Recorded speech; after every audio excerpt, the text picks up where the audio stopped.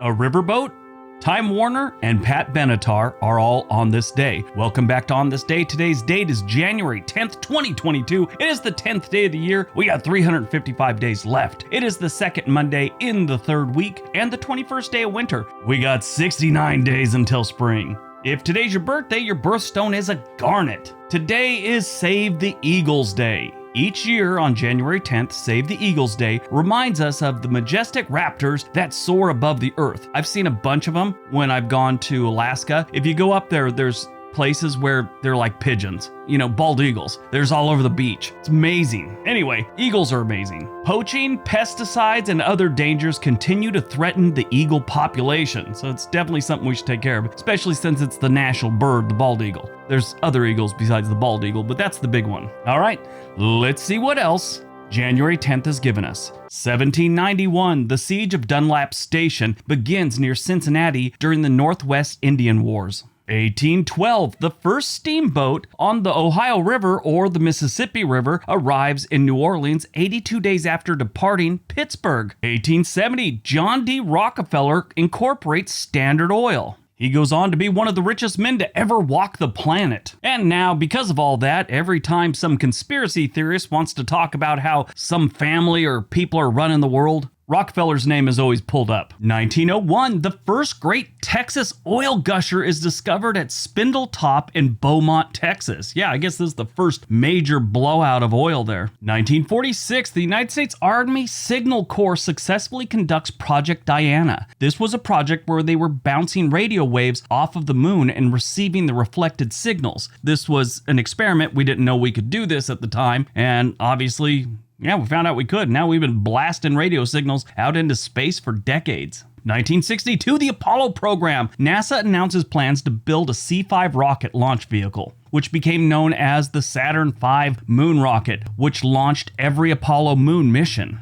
1984, the United States and the Vatican reestablished full diplomatic relations after almost 117 years. We didn't have like an official embassy or anything like that. We treated them like they were a city in some other country, apparently. This overturned the United States Congress 1867 ban on public funding for such diplomatic envoys to a city, basically. We actually started recognizing them as a country. 1990, Time Warner is formed by the merger of Time Incorporated and Warner Communications. And then later on, they decided to let AOL buy them. That was a colossal mistake. Like most of us, I had AOL when the internet first became a real thing, and I used it all the time. And then other things came up, and you didn't have to pay for a service. I don't know if you're old enough to remember, but AOL was basically like almost having Microsoft Network or just Google, and they charged you a monthly fee for it. And it was BS, but at the time, that's all we got, so we thought that's how the world worked. And then MSN comes out, Google, Yahoo, and they had all the same things that AOL had, but it was free, so people started canceling AOL. Well, AOL tried to make it as hard as possible for you to cancel. You had to call in, get a 20-minute sales pitch just to cancel the service. They did everything they could to keep you paying this, I forget what it was, $9.99 a month. There's a great video on YouTube that I can't put up because I don't want to get demonetized, but if you just put cancel AOL and watch that video, it's like 15 years old. Oh my God, it'll infuriate you. What this poor dude had to go through to cancel the service was incredible. And I think, honestly, that was part of the downfall of AOL. AOL is now free, but I don't go on it because of that video and how hard it was for me back then to cancel the service. I didn't go half as bad as that dude did on that video, but they put me through like 20 minutes of trying to talk me out of canceling. And in the early days of the internet, that was kind of standard practice. You couldn't just cancel something you signed up for. You had to call in and get a sales pitch for whatever service. I mean, Real TV was one of them where I signed up for it because I was into that show Big Brother, and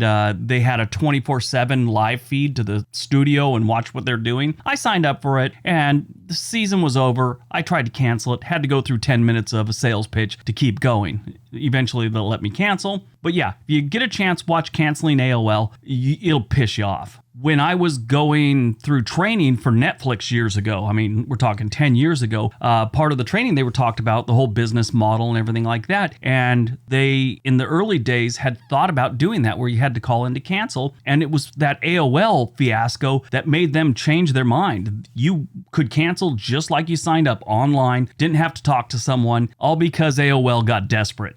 2019, a 13-year-old American girl named Jamie Kloss is found alive in Gordon, Wisconsin, having been kidnapped 88 days earlier from her parents' home by a nut job who killed her parents and took her.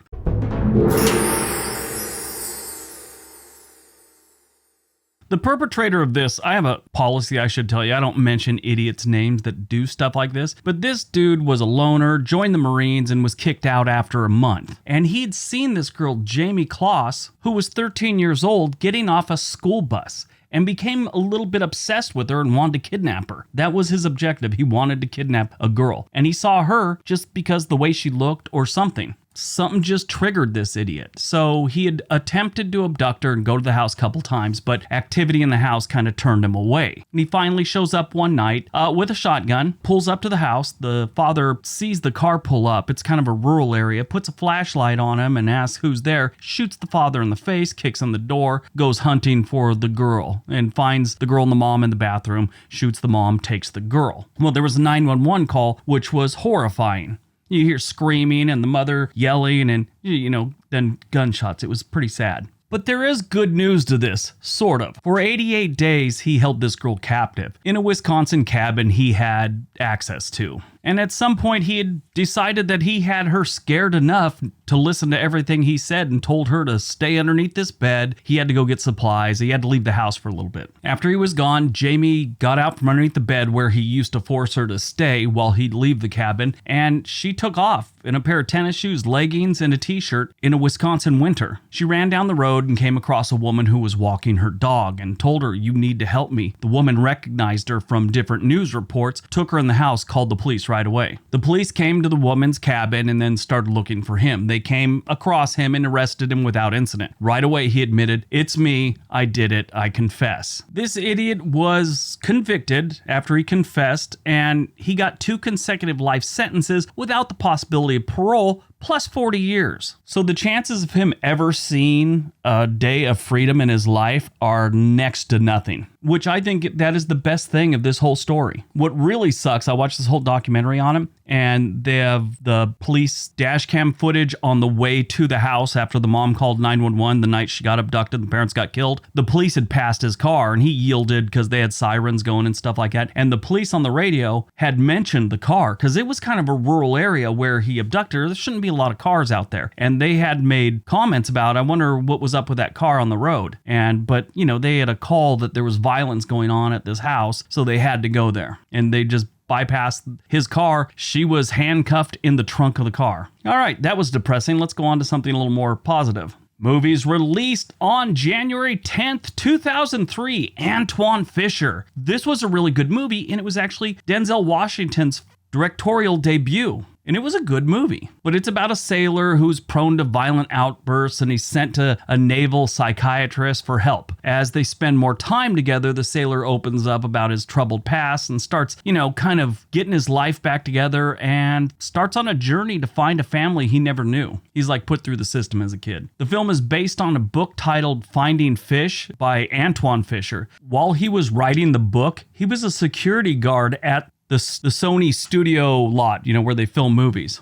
Born on January 10th, 1953, Pat Benatar, 4-time Grammy Award-winning rock star who recorded Hit Me With Your Best Shot in 1980. Love Is a Battlefield in 1983. She was huge while I was in high school. Her mother is actually a well-known opera singer.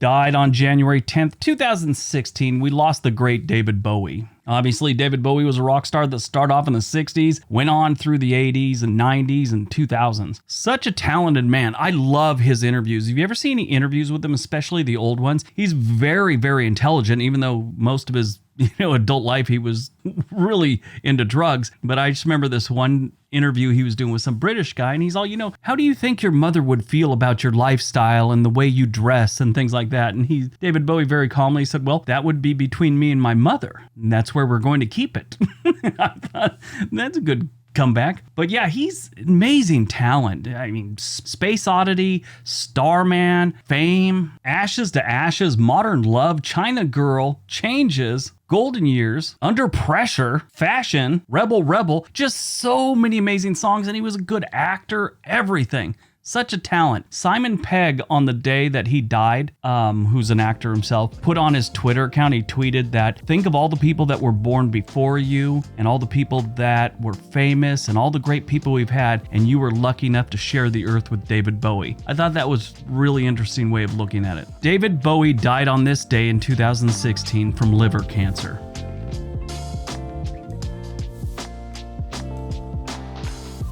All right, that's today's video. Hope you guys enjoyed it. Hope you got some information out of it. Now go out, have a productive day, be nice to each other.